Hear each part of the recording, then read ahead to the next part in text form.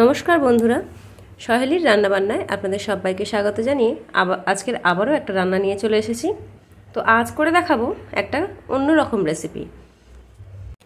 তো এটা আপনারা কি দেখতে পাচ্ছেন, এগুলোকে বলে কুদ্রি ফল, আর এইটা দিয়েই আজকে আমি রান্নাটা করব। এই কুদ্রি ফলটা খেতে কিন্তু ভীষণ ভালো টেস্ট হয়। তো এটাকেই আজকে আমি একটা মিক্স তরকারি করে দেখাবো। তো কিভাবে রান্নাটা করছি সেটা আপনারা শুরু থেকে শেষ পর্যন্ত দেখার জন্য অনুরোধ রইল। এখানে আমি 150 গ্রাম কুদ্রি নিয়েছি। এবার কুদ্রিগুলোকে 2 চালা করে কেটে নিয়েছি। আপনারা চাইলে এটা 4 চালা করেও নিতে পারেন। একটু মোটা মোটা করে আলু ভাজার মতো আলু কেটে নিয়েছি 2টো পেঁয়াজ একটু মোটা মোটা করে, আর 2টো চেরা কাঁচা লঙ্কা আছে, একটু কাঁঠালের দানা। এই দানাগুলোকে আমি একটু কুচি কুচি করে কেটে নিয়েছি। এটা আপনারা চাইলে দিতেও পারেন, নাও দিতে পারেন। এবারে গ্যাসে কড়া বসিয়ে দিয়েছি। কড়ায় 2 চামচ সর্ষের তেল দিলাম। দেওয়ার পরে কুদ্রিগুলোকে দিয়ে দিচ্ছি। দিয়ে কুদ্রিগুলোকে মিনিট 5 একটু ভালো করে নেড়ে নেব। কুদ্রিগুলো সামান্য একটু নেড়ে নেওয়ার পর তারপরে দিয়ে দিচ্ছি কেটে রাখা আলুগুলো আর পেঁয়াজগুলো। পেঁয়াজটা একটু দেরিতে দিলেই খুব ভালো হয়। তবে আলু আর কুদ্রি আর পেঁয়াজ সবটাই একটু খুব ভালোভাবে ভেজে নেব। এই সময় দিয়ে দেব সামান্য পরিমাণে একটু লবণ আর সামান্য পরিমাণে একটু হলুদ, দিয়ে ভালো করে কুদ্রি আর আলুটাকে একটু ভেজে নেব। দেখুন, কুদ্রি আলু আর পেঁয়াজ বেশ মোটামুটি ভালোভাবে ভাজা হয়ে গেছে। আর এই ভাজার সময় আমি কাঁঠাল দানাগুলো দিয়ে দিয়েছিলাম। এটা আপনারা চাইলে দিতেও পারেন, নাও দিতে পারেন। তো এবার এই ভাজাটাকে আমি এবার একটু নামিয়ে নেব। আবারও কড়ায় 2 চামচ সরষের তেল দিয়ে দিয়েছি। এই রান্নাটা কিন্তু সম্পূর্ণ সরষের তেলেই আমি করছি, আর এই সরষের তেলেই রান্নাটা খুব ভালো টেস্ট হয়। দিয়ে দিচ্ছি 1 চামচ কালো জিরে আর 2টো কাঁচা লঙ্কা।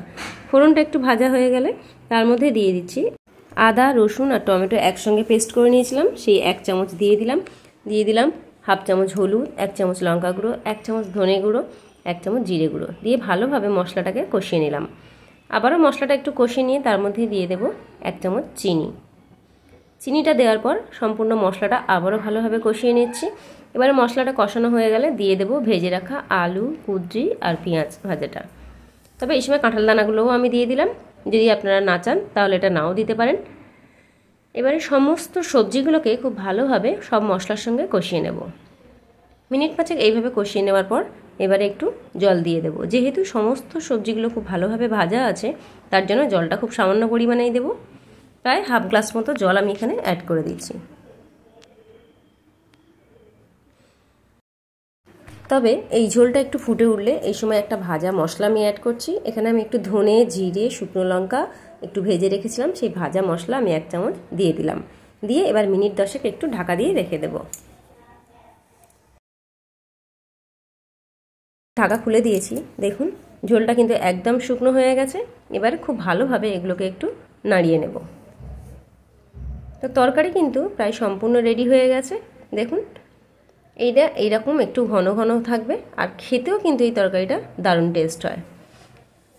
আর আজকের এই রান্নার রেসিপি আপনাদের কেমন লাগলো অবশ্যই কিন্তু কমেন্টস করে জানাবেন। ভিডিওটা ভালো লাগলে আমার ভিডিওতে একটু লাইক, কমেন্ট আর শেয়ার করবেন। আর যারা এখনও আমার চ্যানেলটিকে সাবস্ক্রাইব করেননি তাদের কাছে অনুরোধ রইল আমার চ্যানেলটিকে একটু সাবস্ক্রাইব করে নেওয়ার জন্য। আর যারা সাবস্ক্রাইব করে দিয়েছেন তাদের কাছে অসংখ্য ধন্যবাদ জানাচ্ছি। তো দেখুন, তরকারি কিন্তু আমার একদম রেডি হয়ে গেছে। এবার এটাকে আমি একটু তুলে নিলাম। এই তরকারিটা আপনারা গরম ভাত, রুটি, পরোটা যে কোনো কিছুর সঙ্গে খেতে পারেন। আর এই রান্নাটা একবার হলেও বাড়িতে আপনারা ট্রাই করে দেখতে পারেন। আশা করছি ভীষণ ভালো লাগবে।